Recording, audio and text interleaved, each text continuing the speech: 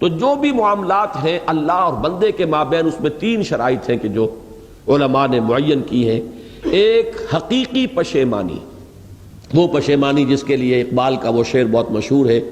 جو انہوں نے نوجوانی میں کہا تھا، اور داغ دہلوی اس مجلس میں موجود تھے جہاں علامہ نے یہ شعر پڑھا ہے، تو انہوں نے بڑی داد دی تھی کہ میاں اس عمر میں اور یہ شعر یعنی چشم بد دور، وہ یہ داد کا بڑا ایک یعنی بلیغ انداز ہے۔ اور وہ شعر کیا تھا؟ موتی سمجھ کے شان کریمی نے چن لیے، قطرے جو تھے میرے عرق انفعال کے، شرمندگی کے احساس سے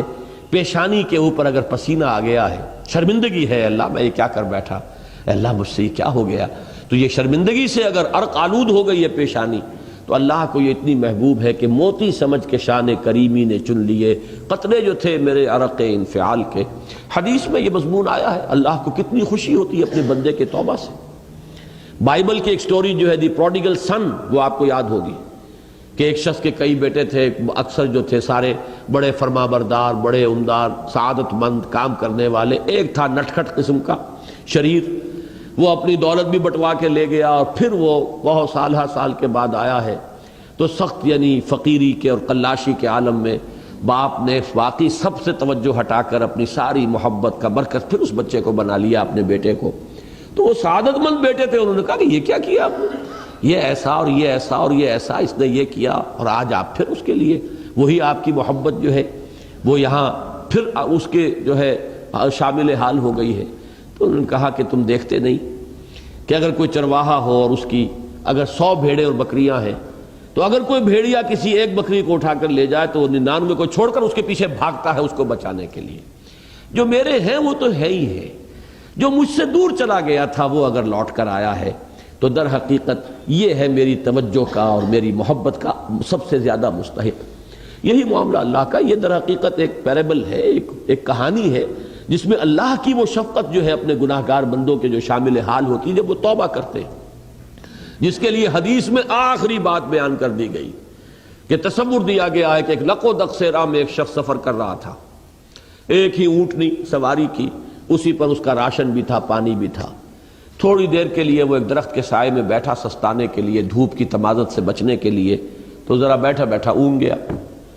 اب جو آنکھ کھلی تو دیکھا کہ اونٹنی غائب ہے، اس کا سفر کا ذریعہ وہی، پانی اسی پر، راشن اسی پر، گویا کہ کل زندگی کا ذریعہ جو ہے وہ اونٹنی تھی اس کی۔ لق و دق سے رہا ہے، کہاں جائے،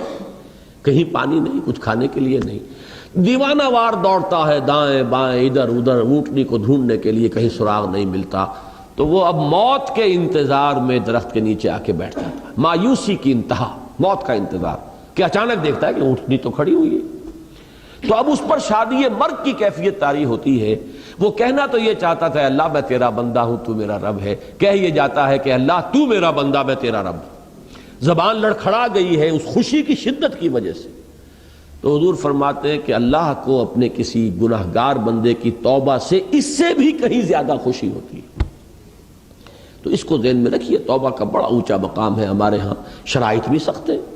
3 شرطیں، وہ ایک عزم مصمم، ایک پشیمانی، حقیقی پشیمانی، نمبر 2 عزم مصمم کہ اب دوبارہ نہیں کروں گا، نمبر 3 ایک مرتبہ ضرور اس کام کو چھوڑ دینا۔ یہ گویا کہ اس کے عزم مصمم کا فوری ثبوت ملنا چاہیے۔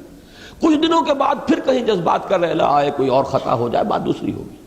اور جو حقوق العباد کا معاملہ اس میں 4تھی شرط اور ہے، اس لیے کہ حقوق العباد کی کوتاہی جو ہے اللہ تعالیٰ معاف نہیں فرمائیں گے۔ وہ تو وہی بندہ ہے جس کی آپ نے حق تلفی کی ہے، کسی کی غیبت کی ہے، کسی کی چغلی کھائی ہے، کسی پر تہمت لگائی ہے، کسی کا مال ہڑپ کیا ہے، کسی کو دھوکہ دیا ہے، کسی کی عزت پر حملہ کیا ہے، تو وہ تو وہی معاف کرے گا۔ یا یہ کہ آپ کی جو نیک اعمال ہیں وہ اس کو دے دیے جائیں گے قیامت کے دن، اور اگر آپ کے اعمال ختم ہو جائیں گے تو اس کے گناہ جو ہے وہ آپ کے کھاتے میں ڈال دیے جائیں گے۔ بہرحال جو 4تھی شرط ہے حقوق العباد کے معاملے میں کوتاہی میں توبہ کی، وہ یہ ہے کہ آپ یا معافی طلب کریں یا تلافی کریں اس شخص کی جس کے حقوق کو آپ نے تلف کیا ہے۔